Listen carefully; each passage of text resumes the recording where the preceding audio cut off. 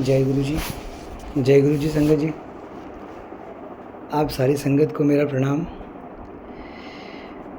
आज एक बहुत ही प्यारा सा सत्संग ना मेरे दिमाग में है। दिमाग में है कहूँ या गुरु जी ने दिमाग में डाला है ये कहूँ, तो मैं यही कहूँगा कि गुरु जी ने आज एक बहुत सुंदर सत्संग दिमाग में दिया है। वो आप लोगों को सुनाऊँगा, क्योंकि ये सत्संग अपने आप में ना एक बहुत बहुत बहुत बड़ी ब्लेसिंग्स है। ये सत्संग, जिस पर्टिकुलर सत्संग की मैं आज बात कर रहा हूँ, क्योंकि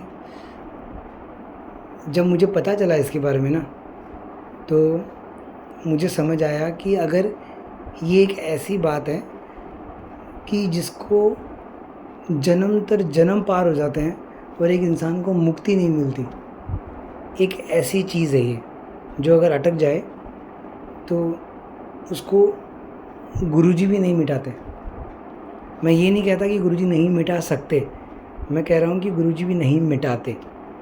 वो मिटा सकते हैं, लेकिन अब वो कैसे होता है वो मैं आपको अपने सत्संग से बताऊंगा, तो आपको समझ आएगा। तो एक बार हुआ यूँ कि एक दिन है ना, मैं बैठे शाम का समय था, लगभग 4:30 बजे के आसपास मैं अपने रूम में ऐसे लेटा हुआ था। तो मैंने सोचा कि ऑफिस जाने का समय हो गया था। शाम को खाना खाने के लिए आया था दोपहर में, उसके बाद थोड़ी देर रेस्ट करा था, उस समय की बात है ये। तो मैंने सोचा कि अभी थोड़ी देर बाद दुकान जाना है, तो थोड़ी देर रेस्ट कर लेते हैं। तो मैंने रेस्ट करते समय सोचा कि एक सत्संग सुन लेते हैं। तो मैंने एक सत्संग लगाया, वो रघुवीर अंकल का सत्संग था। तो वो सत्संग शुरू हुआ और अंकल अपने सत्संग के बारे में बता रहे थे। उसके बीच में अंकल ने बताया कि एक बंदा था जो जलंधर मंदिर के बाहर से ऐसे गुज़र रहा था। तो उसने रघुवीर अंकल को देखा। बहुत टाइम बाद वो लोग मिले, तो रघुवीर अंकल को पूछा, हाल चाल पूछे। तो रघुवीर अंकल ने बताया कि आजकल वो यहाँ रहते हैं। तो उसने उसको भी बताया। तो फिर इस तरह से करते करते रघुवीर अंकल ने फिर उनको इनवाइट किया अंदर कि आओ पंतो, और आप भी गुरुजी से आशीर्वाद लो।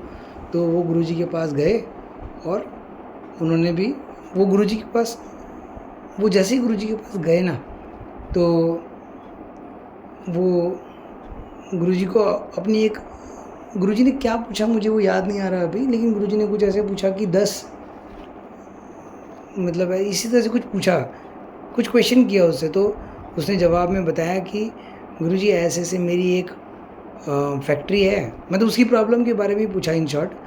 तो उसने बताया कि मेरी ऐसे ऐसे एक फैक्ट्री है, उसमें वो चलती नहीं है, उसमें लेबर भी आते हैं और बिना काम किए चले जाते हैं। बोलते हैं कि काम करने का मन नहीं है, और मतलब चल नहीं रही है इन शॉर्ट किसी भी तरह से। तो गुरुजी ऐसे कुछ समय के लिए चुप रहे। फिर चुप रहने के बाद गुरुजी ने बोला कि तेरे तो श्राप लगा हुआ है। तो वो संगत, जो वो संगत नहीं, मैं कहूँगा कि वो बंदा जो था वो देख रहा था गुरुजी की तरफ। तो उसने पूछा कि श्राप, कैसा श्राप? तो गुरुजी ने बोला, तुझे पता है कि क्या श्राप लगा हुआ है, बता। तो वो फिर नहीं बोला। बोला, गुरुजी मुझे तो ऐसा कुछ नहीं पता। गुरुजी ने बोला, तू पता है तुझे, तू सोच के बता।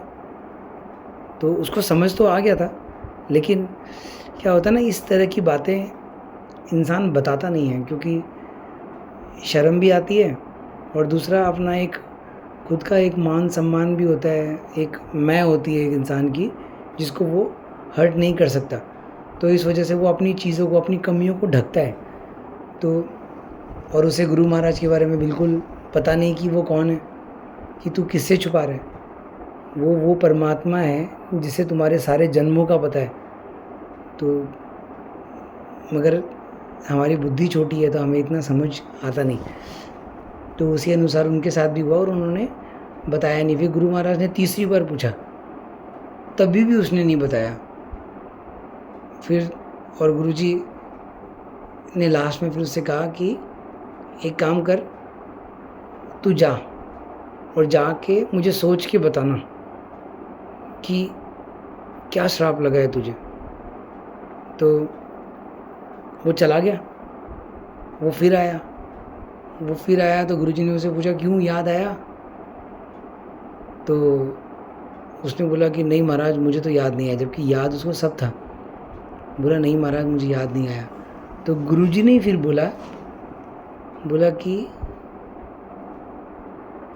तुझे तेरी भाभी का श्राप लगा हुआ है। तब उसको झटका लगा कि ये तो कोई जान ही जान है, इनको तो सब पता है। तो फिर गुरुजी ने फिर उस बात का पूरा खुलासा किया कि तेरा बड़ा भाई था और तेरे बड़े भाई ने ये फैक्ट्री चलाई और फिर तेरे बड़े भाई का देहांत हो गया और तू कुछ करता नहीं था, और जैसे उसका देहांत हुआ तो ये पूरी फैक्ट्री तूने ले ली, अपने नाम पे करवा ली, और तेरी भाभी को इससे बड़ी प्रॉब्लम हुई तो तेरी भाभी ने तुझे शराब दे दिया और उस शराब की वजह से ये तेरी फैक्ट्री चलती नहीं है। तो वो बड़ा परेशान हो गया। तो फिर उसने बोला गुरु महाराज से अरदास की कि आप कोई उपाय बताओ। बोले इसका कोई उपाय नहीं है, तुझे श्राप लगा हुआ है, इसका कोई उपाय नहीं है। अब मैं आपको बता रहा हूँ वो बात जो मैंने पहले बोली कि जिसको गुरु महाराज भी माफ़ नहीं करते, ये वो बात है। क्योंकि गुरु महाराज ने अपने मुंह से कहा कि इसका कोई इलाज नहीं है, तू जा। ये पहले सेंटेंस की सच्चाई है जो मैंने बताया कि ये सच है कि इसको गुरु महाराज भी माफ़ नहीं करते। अब मैं दूसरी सच्चाई बता रहा हूँ कि गुरु महाराज माफ़ नहीं करते लेकिन कर सकते हैं। अब वो कैसे उन्होंने किया मैं आपको वो बता रहा हूँ। तो फिर जब उसने रिक्वेस्ट की, क्योंकि रिक्वेस्ट या अरदास जो हम लोग करते हैं ना, उसमें एक नीवापन आ जाता है, और जैसे ही नीवापन आता है तो वो ईश्वर फिर दयालु है ही, तो वो दया करता है। तो उस परमात्मा गुरुजी ने भी फिर दया की और उससे कहा कि तू एक काम कर, तू अपनी भाभी के पास जा और उससे माफ़ी मांग। अगर जो उसने तुझे माफ़ कर दिया तो फिर तू मेरे पास आना। अब अगर आप ध्यान दे रहे हो इस बात के ऊपर, तो गुरु महाराज ने क्या किया, गुरु महाराज उसको माफ़ नहीं करते लेकिन कर सकते हैं। तो उन्होंने कर सकते हैं का क्या इलाज दिया, उन्होंने कहा कि तू अपनी भाभी से माफ़ी मांग। उसको तरीका बता दिया कि अगर वो तुझे माफ़ कर देती है, अब उसका आशीर्वाद भी तो वो दे के ही भेजते हैं ना, तो उसका आशीर्वाद उन्होंने उसे दे के भेजा। वो अपनी भाभी के पास गया, फिर माफ़ी मांगी और जैसे भी जो किया वो आया गुरु महाराज के सामने और बोला कि जैसे वो गुरु महाराज के सामने आया तो गुरुजी ने कहा कि क्यों माफ़ कर दिया? तो उसने कहा कि हाँ गुरुजी उन्होंने तो माफ़ कर दिया। तो फिर गुरु महाराज खुद ही बोलते हैं, अच्छा 25% की पार्टनरशिप लिखवाई है। तो उसे समझ तो आ गया और वो बस मुंह नीचा करके शर्मिंदा। तो फिर गुरु महाराज ने बोला कि इस समय पे अपनी फैक्ट्री की जो मशीन है उसको ऑन कर देना और फैक्ट्री चल पड़ेगी। और फिर उसने ऐसा ही किया और उसकी फैक्ट्री चल पड़ी। तो जब ये सत्संग मैंने सुना ना, तो मुझे लगा कि अगर मेरी ज़िंदगी में भी अगर ऐसा कोई है, क्योंकि मुझे तो आज तक ऐसे पता नहीं था कि कोई श्राप दे देता है और इन सब बातों के बारे में कुछ पता नहीं था। और फिर गुरु महाराज ने ऐसे भी समझाया कि ये श्राप एक ऐसी चीज़ है जो अगर कोई माफ़ी ना मिले ना तो फिर वो आत्मा जन्म लेती रहती है बार बार, क्योंकि वो श्राप से मुक्त नहीं हो पाती। या तो उसकी सज़ा भोगता है और सज़ा अगर पूरी हो जाए तो ठीक, तब वो मुक्ति के लिए मुक्ति मिल सकती है उसे, उस आत्मा को। और जो अगर वो पूरी ना हो तो फिर वो चलती रहती है, या तो फिर वो पूरी हो सकती है माफ़ी से। तो गुरुजी ने वो तरीका बताया और उसको, तो मुझे ऐसा लगा अगर मेरी ज़िंदगी में अगर कोई ऐसा इंसान है तो मुझे कैसे पता चलेगा, क्योंकि उस समय तो गुरुजी ने फिज़िकल रूप में उसे बता दिया, अब कैसे पता चलेगा। अब ये सत्संग है शाम को 4:15 बजे के आसपास का, मतलब 4-4:30 बजे मैं बैठा था और सत्संग में सुनते रहा और 5:15 बज गए मुझे उस समय, 5:15। और मैंने फिर गुरुजी से एक अरदास की, मैंने सत्संग को रोक दिया। फिर मैंने गुरुजी से एक अरदास की मैंने बोला गुरुजी, उस समय तो आपने फिज़िकल फॉर्म में बता दिया, लेकिन अब हमें कैसे पता चलेगा? देखो ये चीज़ जो मैं कर रहा हूँ या जो मैं आपको बता रहा हूँ सत्संग, ये करवाते भी वही हैं, सुनाते भी वही हैं, समझाते भी वही हैं और माफ़ी भी वही दिलवाते हैं।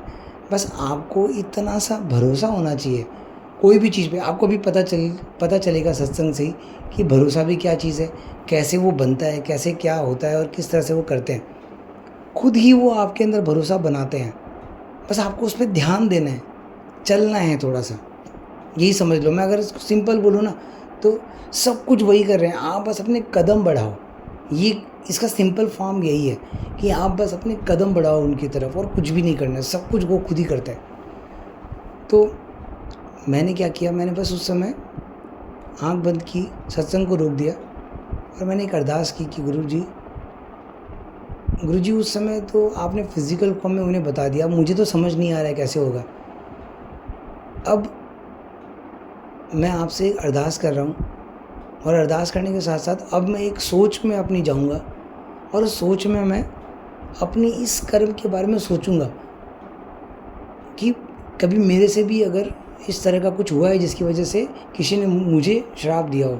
अगर सच में ऐसा हुआ है तो जिस बंदे के बारे में मैं अभी सोचूं वो पहला बंदा वही होना चाहिए।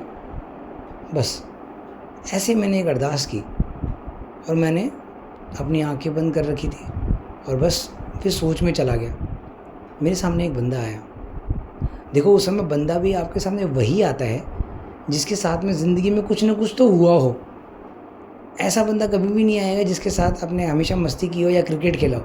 उस समय बंदा वही आएगा आपके सामने जिसके साथ कुछ ना कुछ इंसिडेंट हुआ है आपकी लाइफ में। तो मेरे सामने एक बंदा आया, मैंने उसके बारे में सोचा तो मुझे ऐसा लगा यार छोटी सी बात है, मतलब ये तो इसके लिए तो क्या कोई श्राप देगा। तो फिर मैंने दूसरे बंदे के बारे में सोचा, फिर उसको वो भी मुझे नहीं लगा। मैंने तीसरे के बारे में सोचा, वो भी मुझे नहीं लगा। चौथे के बारे में सोचा, वो भी नहीं लगा। फिर आखिर में मैंने पांचवें बंदे के बारे में सोचा, पांचवा भी मुझे नहीं लगा और मैं परेशान हो गया पांच बंदों के बारे में सोच के। मैंने बोला यार इनमें से अब कौन है कौन नहीं कैसे समझ आएगा।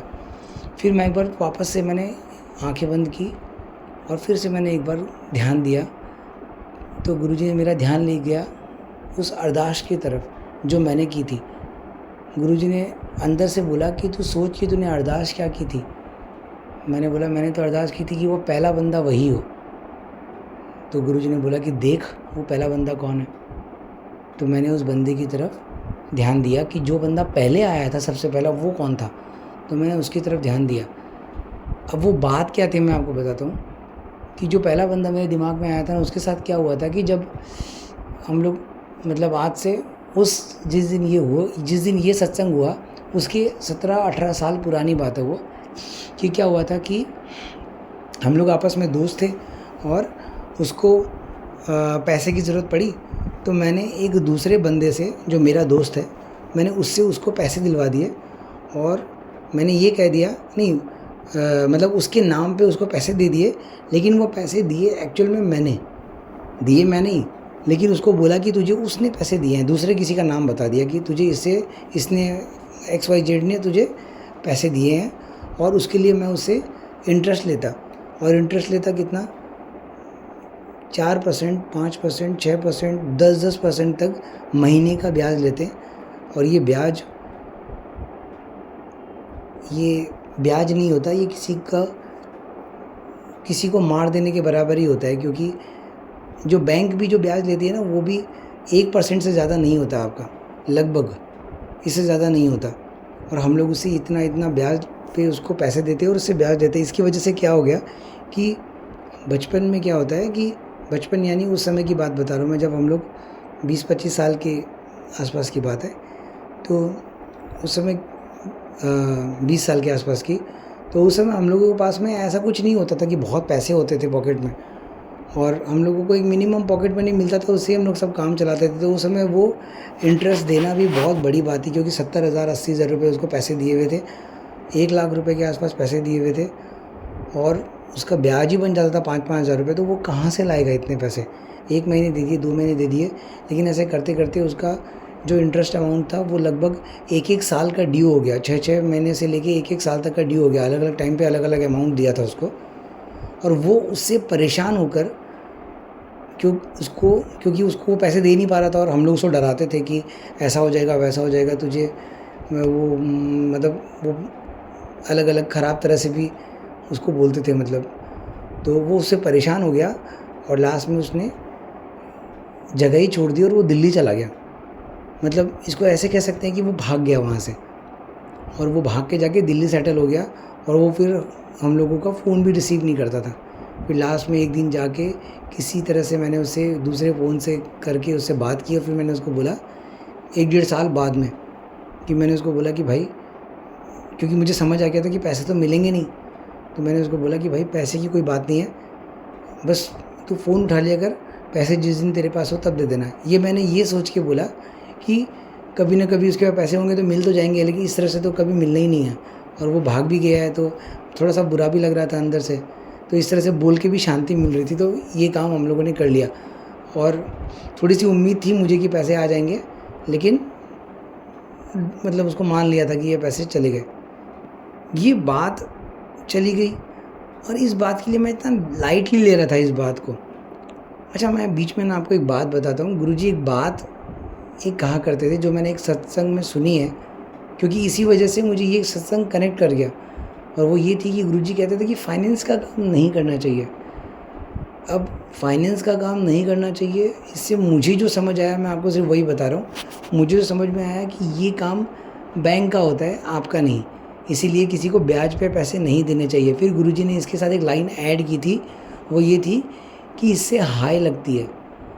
तो मुझे ये पता था पहले से, क्योंकि मैं सुन चुका था इस बात को पहले। तो मुझे ये पता था कि गुरुजी कहते थे कि फाइनेंस का काम नहीं करना चाहिए और इससे हाय लगती है। और वो दोनों बातें मेरे साथ मैच कर रही थी वहाँ पे, कि एक तो मैंने फाइनेंस का काम किया, दूसरा उसकी हाय लगी है। अब उसकी हाय मुझे कैसे लगी, ये भी एक अपने आप में एक सत्संग है, कि उसने जो बुरा भला जो मन से कहा होगा, वो कहा उस बंदे को, जिस बंदे का नाम मैंने उसके सामने लिया था कि उसने तुझे पैसे दिए हैं, लेकिन एक्चुअल में वो लगी मुझे, क्योंकि वो परमात्मा तो जानता है ये हाय जो उसके दिल से निकली है वो किसके जानी चाहिए, वो उस बेकसूर को नहीं जानी चाहिए, वो इसको जानी चाहिए। और वो आके मुझे लगी, वो हाय यानी वो शराब मुझे लगा।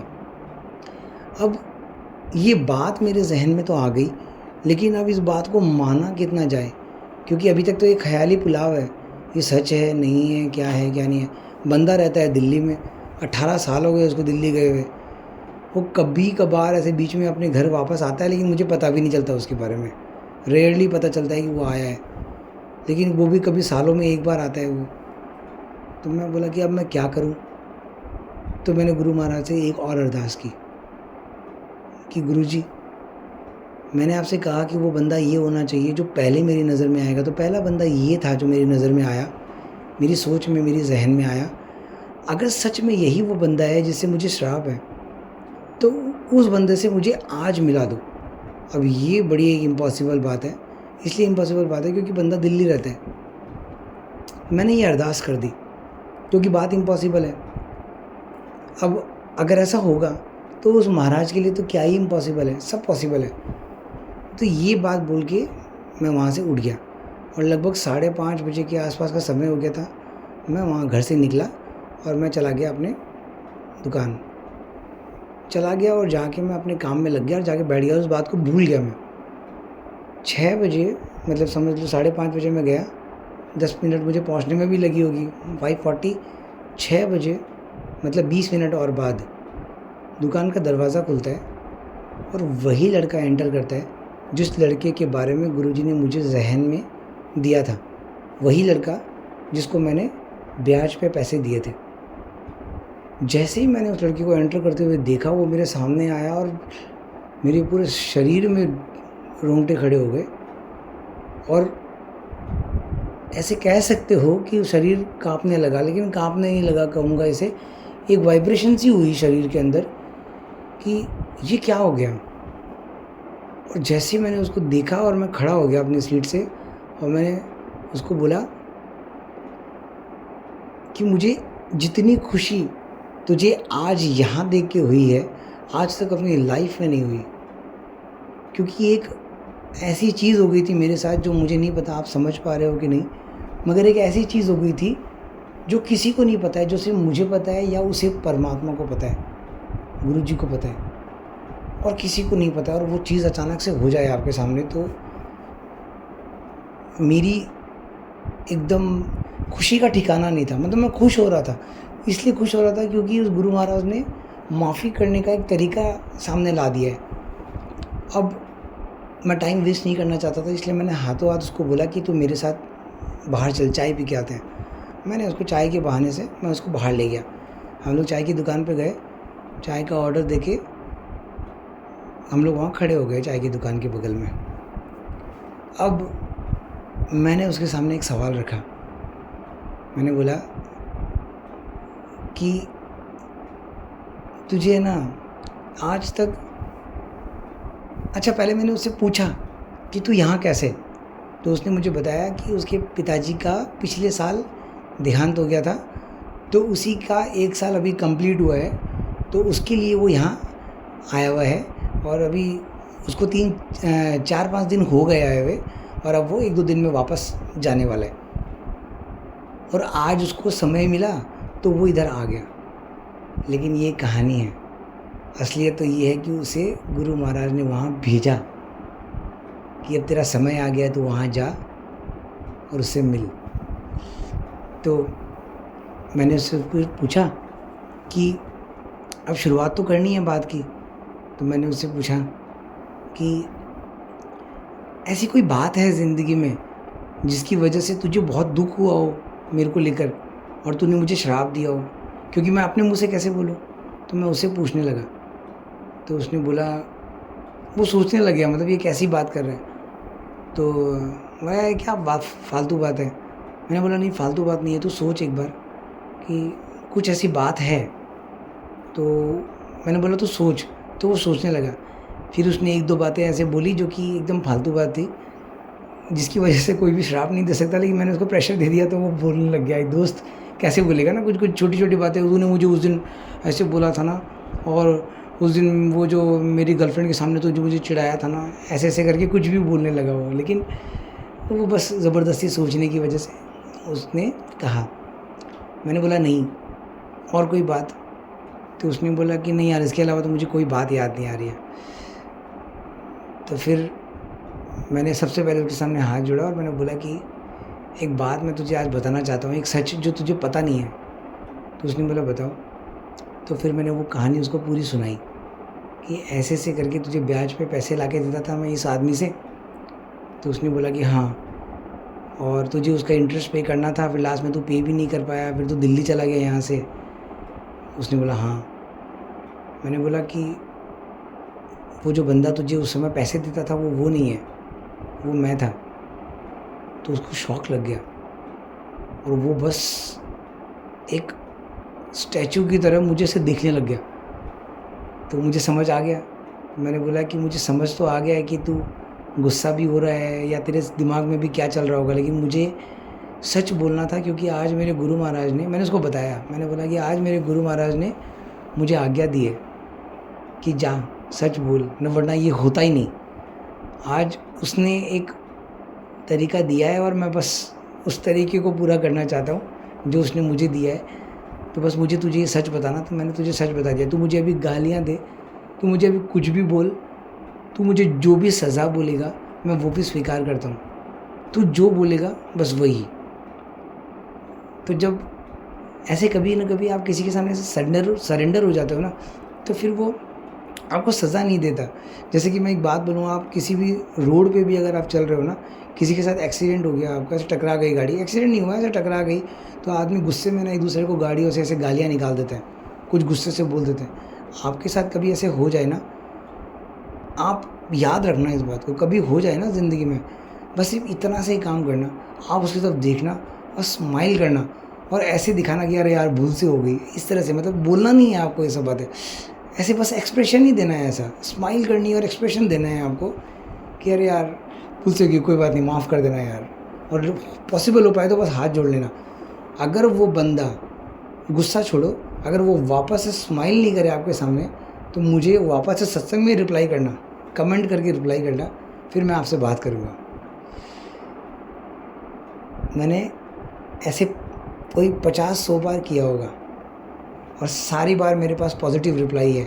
एक ऐसा बंदा जो गालियाँ ही दे रहा था ऑलमोस्ट, उसने मुझे लास्ट में वो शर्मिंदा होकर उसने सर झुकाया, स्माइल की और मुझे अपने हाथ से ऐसे इशारा किया कि चल चल जा, ऐसे।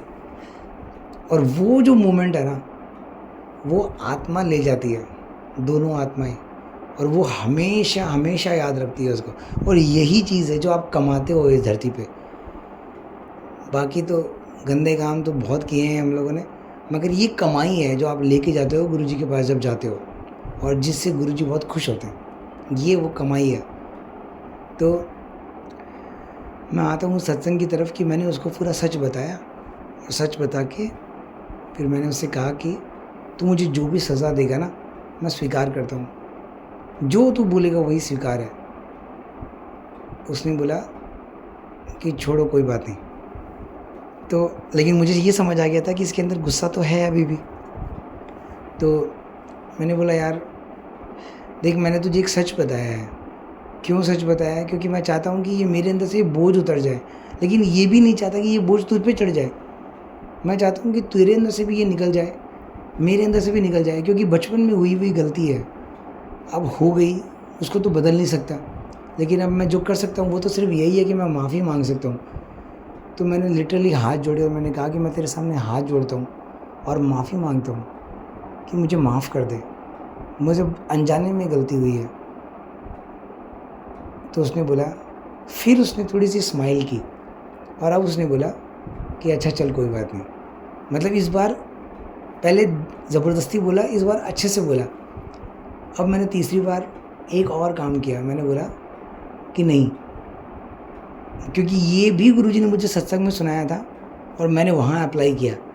उस समय गुरुजी ने जब मुझे सुनाया था, ये एक साधु के रिलेशन में सुनाया था कि किसी एक लेडी को श्राप लगा था एक साधु का, और उसकी पूरी प्रॉपर्टी ख़त्म हो गई थी, जो जिसके पास 7-7 गाड़ियाँ हुआ करती थी। ऐसी लेडी, उसके पास गाड़ियाँ तो छोड़ो, उसके पास सिचुएशन ऐसी आ गई कि वो एक जो रोडवेज़ बस होती है ना, उसमें चल के गुरुजी के पास आई थी। तब गुरुजी ने उसको वो समाधान बताया कि तू जाके उस साधु से माफ़ी मांगना, एक साधु का श्राप लगा है तुझे। और फिर जब वो गुरुजी के वहाँ से जा रही थी तो उसको, नहीं उस समय नहीं, शायद उसके थोड़े टाइम बाद में उसको रिक्शा में जाते समय वो साधु मिल गया। अब ये साधु मिलना भी उस गुरु महाराज की कृपा है। क्यों मैं बोलूँगा ये कृपा है, और क्यों आपको मानना चाहिए कि ये उसकी कृपा है? क्योंकि जिस समय आप गुरु महाराज के पास जाते हो वो समाधान देते हैं और साथ में ऐसा एक संजोग भी बनाते हैं, क्योंकि संजोग जो होता है ये गुरु महाराज के हाथ में होता है। ये बात आपको पता है कि नहीं मुझे नहीं पता, लेकिन संयम, संजोग, ये सब गुरुजी के हाथ में होता है। तीसरी एक चीज़ और बताई थी जो मुझे अभी याद नहीं, लेकिन संयम और संयोग ये दोनों गुरुजी के हाथ में। संयम यानी पेशेंस, धैर्य, और संजोग यानी ये जो अचानक से कहीं पे आप किसी के साथ मिलते हो। संजोग यानी जो शादी के जोड़े जो मिलते हैं, जो अचानक से धरती पर आते हैं और एक दिन शादीशुदा होते हैं और आपस में जुड़े मिलते हैं, ये ईश्वर मिलाता है, ये संजोग। तो ये गुरु महाराज साथ जो पैदा करते हैं ना, ये इसको बोलते हैं संजोग। ये गुरु महाराज पैदा करते हैं और इस तरह से वो माफ़ी दिलाते हैं। तो उस समय उस साधु ने एक ऐसी चीज़ की थी, उसने मुंह पे मतलब अपने कमंडल से थोड़ा सा पानी अपने ऐसे लिया, मुंह के अंदर पानी वो भरा और कुल्ला करके थूक दिया। हम लोग बोलते हैं ना अपना गुस्सा थूक दे, ये सब बातें यहीं कहीं से निकली हुई है। तो उसने क्या किया, ऐसे गुल्ला करके थूक दिया और बोला कि जा तुझे माफ़ किया। और उस तरह से उस लेडी को माफ़ी मिली और फिर उसके पास जो भी प्रॉपर्टी होनी चाहिए थी उसके अनुसार गुरुजी ने उसको वापस जैसे भी उसको मिली, वो अभी का मैटर नहीं है, लेकिन उसकी चीज़ें को ठीक किया और उसको माफ़ी दिलाई, जिसकी वजह से उसके कर्म की माफ़ी दिलाई, जिसकी वजह से उसको मुक्ति मिल सके। तो ये बात मुझे पता थी। तो मैंने तीसरी बार क्या किया, मैंने उसको अपने दोस्त को बोला, मैंने बोला यार ऐसे नहीं, तू कुछ ऐसा करके दिखा जिसकी वजह से मुझे ऐसा लगे, शांत हो जाए मेरा मन कि तूने मुझे माफ़ कर दिया। तो उसने बोला कि आज के बाद ना कभी तू इस मैटर पे बात करेगा, ना कभी मैं इस मैटर पे बात करूँगा, भूल जा। और उसने मेरे कंधे पे हाथ रखा और हम लोग वापस अपनी दुकान की ओर आ गए।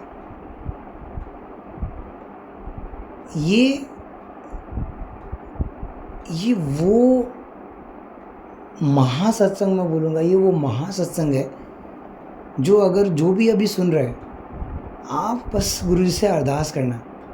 मैं एकदम भरोसे के साथ आपको बोल रहा हूँ, आप बस अरदास करना गुरु जी के साथ, बस, और कुछ नहीं करना है आपको। अरदास करना, विश्वास रखना, बस। जो आपको सही लगता है उस समय अरदास करने के बाद वो गुरु महाराज अपने आप ही आपके अंदर डालेंगे, अपने आप ही आपको माफ़ी दिलाएंगे। बस आप एक अरदास करना गुरु जी के सामने कि जो गुरु जी अगर मेरी लाइफ में अगर कोई ऐसा है जिसकी वजह से मुझे श्राप लगा हुआ है, तो मुझे उससे माफ़ी दिलाओ, वो संजोग बनाओ, मुझे उससे माफ़ी दिलाओ। फिर गुरु महाराज के ऊपर छोड़ दो, क्योंकि वो आए ही इसी के लिए हैं। वो आए ही हैं इसलिए कि आपको इन सब चीज़ों से माफ़ी दे सके। देते भी वही हैं, कभी साधु बन के तो कभी मेरे दोस्त बन के, लेकिन देते भी वही हैं, संजोग भी वही बनाते हैं। तो बस आप सिर्फ इतना सा करो कि उनके सामने अरदास करो, भरोसा रखो। अगर आपकी लाइफ में कोई ऐसा है तो वो संजोग बना देंगे और वो आ जाएगा आपके सामने, और माफ़ी भी मिल जानी है। जो आपकी लाइफ में ऐसा कोई नहीं है तो फिर ऐसे ही बल्ले बल्ले है, बस गुरु महाराज के साथ रहो और बस अपनी लाइफ को, एक है ना बात जो गुरु महाराज से मैंने हमेशा सीखी है ना, धीरे धीरे करते करते वो राज की बात आपको बताता हूँ कि आपको कुछ नहीं करना है। हम लोग ना बहुत दिमाग लगाते हैं और बहुत कुछ छटपटाते हैं करने के लिए। ये राज की बात आपको बता रहा हूँ, आपको कुछ नहीं करना है। आप फ्री रहो, दिमाग से फ्री रहो। आपको जो दिमाग लगाना है वो दुनिया में लगाओ, जाओ। अगर आप दुकानदार हो तो दुकानदारी करो, बिजनेसमैन हो बिजनेसमैन की तरह करो, नौकरी करने वाले हो तो उसमें दिमाग लगाओ। जहाँ दुनिया में दिमाग लगाना है, पैसे कमाओ, जो करना है घूमने फिरने में, सब में दिमाग लगाओ। गुरु महाराज और गुरु महाराज की करनी में आप दिमाग मत लगाओ। मत लगाओ मतलब क्लियर बड़ा सा क्रॉस लगा रहा हूँ मैं कि मत लगाओ मत लगाओ मत लगाओ, वरना जो जर्नी आपकी है ना वो और बड़ी हो जाएगी और आप और परेशान हो जाओगे। इससे ज़्यादा कुछ भी हासिल नहीं कर सकते। ये उस परमात्मा का खेल है और वो अपना खेल अपनी तरह से खेल रहे हैं, उसको खेलने दो। आप बस उसके साथ रहो, उसको अपनी याद में रखो। साथ रहने का मतलब है कि उसको अपनी याद में रखो। आप जब सत्संग में होते हो ना तो बाय डिफ़ॉल्ट ही आप उसकी याद में होते हो। ये याद की बात नहीं कर रहा हूँ, ये तो आप बाय डिफ़ॉल्ट उसकी याद में होते हो क्योंकि सत्संग में होते हो। और जो वहाँ पे भी नहीं है तो फिर तो मैं उससे सामने हाथ जोड़ूंगा कि भाई कोशिश करो कि आप सत्संग में एटलीस्ट गुरु जी के साथ रहो, इधर उधर मत रहो दिमाग से। वो दिमाग को वहाँ लेके आओ, मन को वहाँ लेके आओ। और मैं बात कर रहा हूँ बाहर की, जब आप पूरी दुनिया में होते हो ना, सत्संग में नहीं होते, आप दुनिया में होते हो, दुनिया के काम काज कर रहे हो, कुछ भी कर रहे हो ना, तो बस मैं जैसे करता हूँ मैं आपको वैसे ही बता रहा हूँ। मैं गुरुजी को अपने ऐसे याद करता हूँ, बैठ गया तो गुरुजी बैठ जाओ, गुरुजी बाथरूम में हो तो गुरुजी से बातें कर रहा हूँ अपने अंदर ही अंदर, गुरुजी तो वो मेरी याद में रहते हैं। मुझे बस इससे ही फ़र्क पड़ता है कि वो मेरी याद में होने चाहिए। कुछ भी कर रहा हूँ, अगर मैं लिख भी रहा हूँ तो मैं देखता हूँ गुरुजी अच्छा आपने ये लिख दिया, तो भी वो मेरी याद में। गुरुजी आ रहा आपने ऐसा कर दिया, थोड़े गुस्से से बोल रहा हूँ, गुस्से से नहीं, मतलब ये बोलने का तरीका थोड़ा सा तरीका है मेरा बोलने का ये, लेकिन गुस्सा नहीं, क्योंकि गुस्सा या नाराज़गी आप उस परमात्मा से क्या ही दिखाओगे, ये एक अलग बात है। लेकिन मेरा कहने का मतलब उनसे नाराज़गी या गुस्सा नहीं होना चाहिए कभी भी किसी इंसान को, क्योंकि ये बेवकूफ़ी ही कहूँगा मैं। वो परमात्मा अगर कुछ कर सकता है तो वो आपका सिर्फ भला ही कर सकता है, वो आपका बुरा नहीं कर सकता। वो करना भी चाहे तो नहीं कर सकता, क्योंकि उससे नहीं होता, उससे सिर्फ भला ही होता है। तो आप नाराज़ या गुस्सा मत हुआ करो, वो आपका भला ही चाहता है और भला ही करता है। आप बस उसको याद करो। जैसे गुरु महाराज ने कहा था ना, मैं वो वचन वापस से आपके सामने दोहराता हूँ कि तुसी मैनू याद करो, मैं थोड़े काम करूँगा। तो करवा लो गुरु महाराज से काम और करो याद जितना कर सकते हो। जैसे याद करना है वैसे याद करो। ये प्रॉब्लम मेरे साथ शुरू में बहुत हुई, मुझे ये समझ नहीं आता था कि याद करना किसको कहते हैं। अभी बात कर रहे हो, आपके जहन में गुरुजी है तो आप गुरुजी को याद कर रहे हो। अगर आपने किसी भी एक एक्ट के अंदर ऐसे महसूस किया ये गुरु महाराज ने किया है तो आप गुरु महाराज को याद कर रहे हो। अगर आपकी ब्रश की एक निब टूट गई है और आपको लगा कि गुरु महाराज आपने ये ब्रश की निब टूट दी, तो आप गुरु महाराज को याद कर रहे हो। अगर आप तैयार हुए और आपने आईने में अपने आप को देखा और आपको ऐसा लगा कि यार गुरुजी आपने कितना सुंदर बनाया मुझे, तो भी आप गुरुजी को याद कर रहे हो। अगर आप सत्संग में बैठे हो तो भी आप गुरुजी को याद कर रहे हो। ये सारी यादें हैं। आप गुरुजी के सामने बैठे हो, गुरुजी के स्वरूप को देख रहे हो तो भी आप गुरुजी को याद कर रहे हो। अगर आपने किसी भी एक एक्ट के अंदर अगर गुरुजी को महसूस किया है, गुरुजी को याद किया है, गुरुजी को फील किया है, तो आप गुरुजी को याद कर रहे हो। आप हर चीज़ों में गुरुजी को शामिल कर लो, उसके बाद एक दिन आप रहोगे ही नहीं, सब गुरुजी ही हो जाएगा। और जिस दिन ये हो गया, आप समझना कि आप जीते जी मुक्ति पा गए। जिस दिन ये हो गया ना, आप समझना कि जीते जी मुक्ति पा गए आप। तो संगत जी मुझे आज्ञा दें। मुझे लगता है कि आज बहुत सुंदर सत्संग गुरुजी ने करवाया, क्योंकि मुझे बोल के ही बहुत अच्छा लग रहा है। जब मुझे बोल के ऐसे बहुत अच्छा लगे तो मुझे लगता है कि वो वाइब्रेशन बहुत अच्छी क्रिएट हो रही है और बहुत अच्छी तरह से पहुंच रही है, क्योंकि सारा खेल ही वाइब्रेशन का है। तो वो वाइब्रेशन आप तक अच्छी पहुंचे, आप सब लोगों का भला हो, आप सब लोगों का कल्याण हो, सबका भला सबका कल्याण हो। जय गुरु जी, जय गुरु जी।